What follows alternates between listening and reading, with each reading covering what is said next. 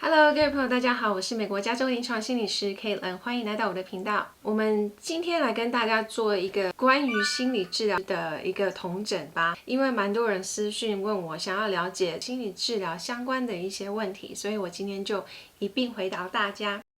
第一个，心理咨商到底有没有用呢？当然，你问我一定会说是有用的啦。那当然，这是看个人。我们可以从简单的一个所谓的心理治疗的方向来去跟大家解释一下。一开始呢，可能我们进来心理治疗是因为我遇到某件事情让我觉得非常的焦虑，或者是非常的挫折，或者是非常的抑郁，我经历了一些症状，而我需要去减缓这样子的症状。所以在一开始的时候，可能我们会做的是一个 stabilization， 就是依照你目前的一个症状来去看有没有什么样的一个解决的方式。我们先让你的状况稳定下来。之后呢，我们会依照你个人的一个背景，还有你个人的情况来去看，是否需要提供你更多长期的。例如说，像我在工作的时候做一个长期的部分，那所谓的长期的工作呢，其实就是我会去了解你的背景，然后我去帮你分析，也许你的背景某些成长过程，你的原生家庭，你的一些过去的经验，导致于你对于自己有某一些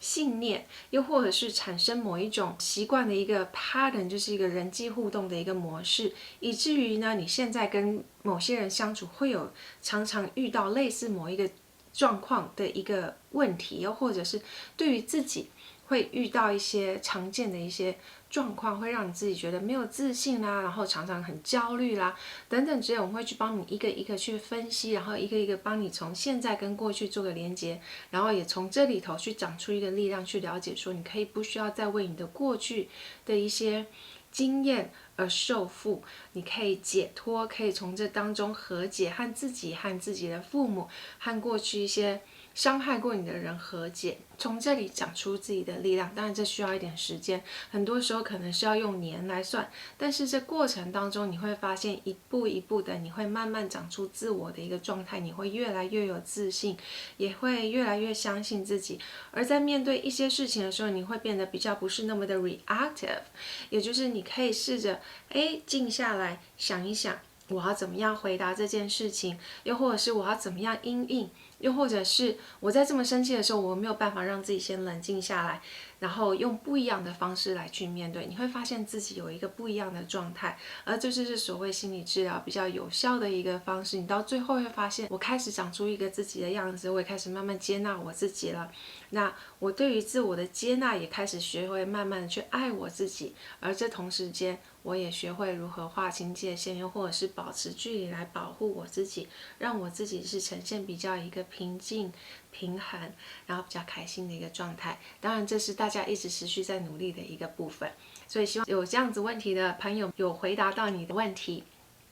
那第二个就是，如果我还是学生，那我要如何去告诉我家人，请我家人带我去看医生？我想现在大家对于所谓心理治疗接受度相对高了很多，所以呢，其实不妨建议你呢，可以试着去先跟家人谈一谈，然后说，其实你想要找人谈一谈，也许会对你现在目前的状况有所帮助。你也可以告诉他们说，你最近所经历到的一些症状，例如说，我常常会不自觉的觉得心跳加速、呼吸急促、喘不过气，然后觉得胸非常的闷。我们常常会体验到的是一种身体的状况，又或者是我常常睡不好，头脑一直转，我没有办法好好的睡觉，等等之类，或者是我完全没有办法专心，然后上课我常常就自己活在自己的啦啦类，我不知道怎么样注意，然后这样导致我成绩不好。我们可以透过这样子的方式来去跟家长说，我觉得我可能需要去看一下医生。那有的时候我们可能是透过家庭医生来做一个转介，或者是透过学校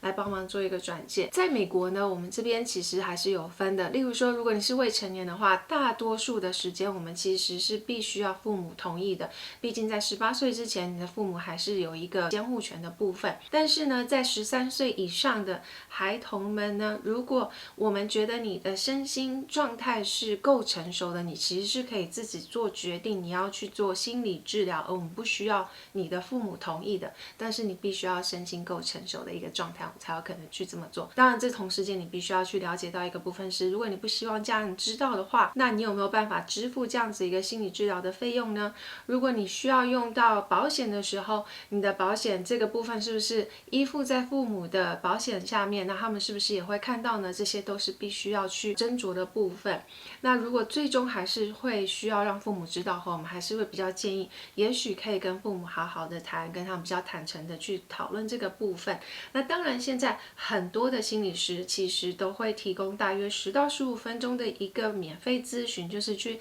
了解你目前的状态。那他们有没有办法去帮助到你，或者是他们觉得可以怎么样帮助到你？那也许你可以透过这样子一个方式呢，跟家长一起来跟心理师谈一谈，来减轻他们对于所谓心理治疗的一些疑虑，也许这会有帮助哦。第3个呢，就是如果这是我第一次咨商，我要如何选择靠谱的心理师？当然，首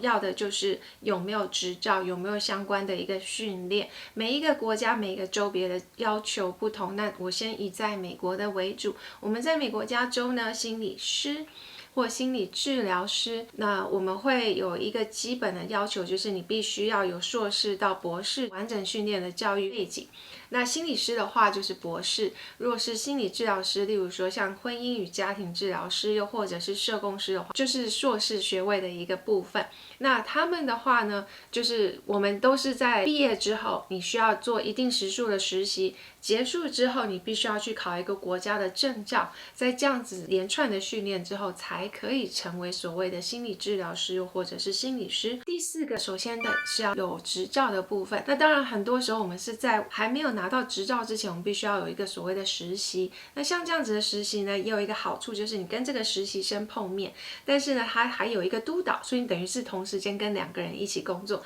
其实是有好处的。那所以只要是能够在一个合法的机构，然后有执照或者是专业训练背景的，你都可以试试看。至于心理师的年龄有没有差别，我想这个就变成是一个个人偏好了。像有些人可能会觉得，哦，我的年纪还小，我才18岁，我想要找一个大约20出头，比较能够理解我现在的想法，这完全能理解啊。有的时候你在打的电动，又或者是你在谈的这些事情，你们常用的语言，可能那个50几岁的心理师可能就没有办法完全理解，又或者是50几岁的心理师常会让你觉得我在跟我爸妈说话，我会比较有顾忌，会觉得我担心我会说的会让他觉得我不够乖，或者是我不好。当你面对一个人，你会开始有这样子的顾忌的时候，也许这不见得是一个最好的一个开始。找一个让你一开始就觉得你可以比较舒缓的去敞开心胸的，其实是比较重要的。那至于心理师的性别有没有关系呢？大原则上来说呢，是没有所谓的差别，毕竟我们现在讲的都是所谓的有受过专业训练的心理师跟心理治疗师。在这个部分，我想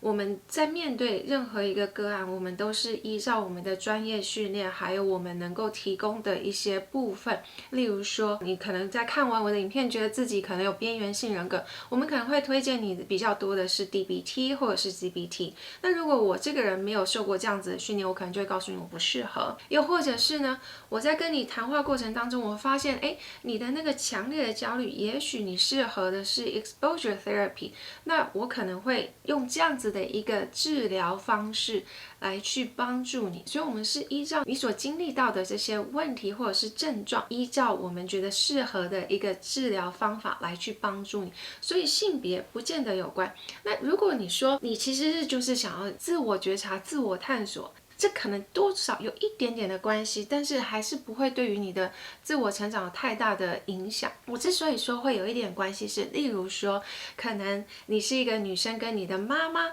之间有很强烈的一些议题，我们常常可能会有一些跟父母之间的议题。那如果或者是你对于父亲有一些很强烈的一些议题，例如说可能从小爸爸就不在，然后对于父亲有强烈的一种仇恨的感觉的话，你在面对一个男性的心理师的时候，你可能会有很多的投射的一个状态。有好也有坏，如果你没有办法 work through this， 那你可能还是会有这样子一个状态，而没有办法透过这个心理治疗而 work through 这样子的议题。但是同时间，如果你是找这样子的一个性别的心理师的时候，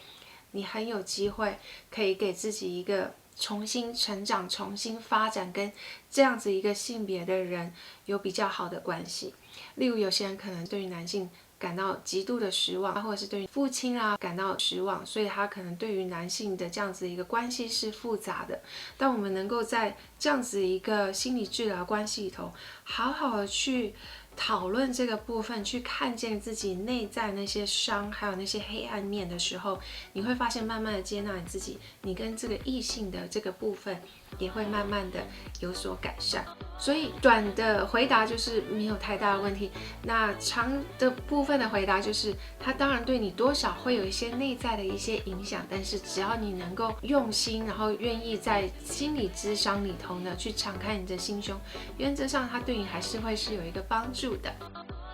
这个部分呢，就先跟大家谈论到这里，主要就是跟心理治疗、心理咨商相关的一些部分。当然，如果你还有其他问题的话，欢迎留言，那我会尽量的一样帮大家回复哟。那我们下一次见了。